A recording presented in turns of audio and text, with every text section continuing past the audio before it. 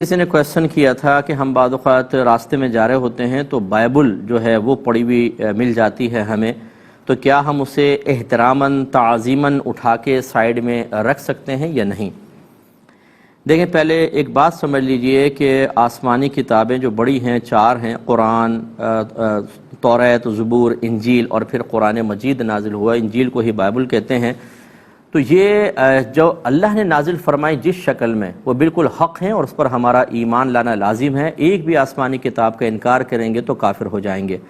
لیکن اللہ تبارک و تعالیٰ کی حکمت بالغہ یہ رہی کہ اس نے ان تین کتابوں کو انسانی تصرفات سے محفوظ نہ فرمایا، کیونکہ وہ شریعتیں ختم ہونی تھیں تو ان کو غیر محفوظ رکھا، تو لوگوں نے ان میں بہت تصرف کیے اپنے اپنے ذاتی مفادات کے لیے۔ اب جو یہ بائبل یا انجیل آپ کے پاس ہیں، تقریباً 32 یا 33 اناجیل اس وقت دنیا میں ہیں، ان میں سے کون سی اللہ تعالیٰ کا کلام ہے، کون سا نہیں؟ اگر ایک کتاب لے لیں، ان میں کون کون سی باتیں اللہ کی طرف سے ہیں اور کس نے اپنے پاس سے ایڈ کر دی ہیں، کوئی بھروسہ نہیں۔ لہٰذا آج کل کی جو وہ آسمانی کتابیں اگر آپ کو کہیں اس نام سے نظر آئیں تو ہمارا اس پر ایمان نہیں ہے، ہمارا ان کتابوں پر ایمان ہے جو اللہ نے نازل فرمائی تھیں۔ لہٰذا اب ان کتابوں کی، ان آسمانی کتابوں کی مثل تعظیم کرنا، یہ گویا کہ غیر اللہ کے کلام کی اس طرح تعظیم کرنا ہے جیسے اللہ کے کلام کی تعظیم کرنا، اور یہ شرعاً درست نہیں ہوگا۔ لہٰذا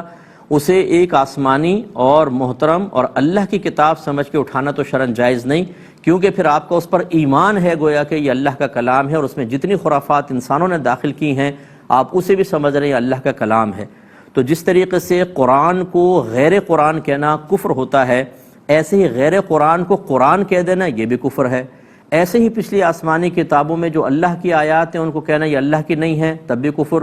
اور جو اللہ کی نہیں ہیں انہیں کہنا اللہ کی آیات ہیں، تب بھی کفر۔ اس کا مطلب یہ ہوا کہ ان جو آسمان سے نازل ہوئی تھیں ان پر ہمارا ایمان، لیکن موجودہ شکل کی کتابیں جو ہیں نہ اس کا مطلقاً آپ انکار کریں نہ ان کا اقرار کریں، کیونکہ نصوص قطعیہ قرآن کی کہتی ہیں کہ ان میں تحریف ہوئی ہے، ان میں تبدیلی کر دی گئی ہے۔ لہٰذا بحیثیت کتاب کے تو آپ نہیں اٹھا سکتے۔ ہاں یہ ضرور ہے، اس نیت سے آپ اٹھا لیں کہ اس میں اللہ کا نام بھی ہوگا، نبیوں کا نام ہوگا، اس میں پاکیزہ کلمات ہوں گے۔ ان کلمات کی تعظیم تو چاہے کسی میں بھی ہو، کوئی بھی آسمانی کتاب ہو، غیر آسمانی کتاب ہو، اسے آپ اٹھا کر ادباً رکھ سکتے ہیں، نام کی تعظیم، لیکن کتاب کی تعظیم نہیں، کیونکہ وہ اللہ کی کتاب حقیقتاً اب نہیں رہی، اس میں تحریف انسانی بہت زیادہ ہو چکی ہے۔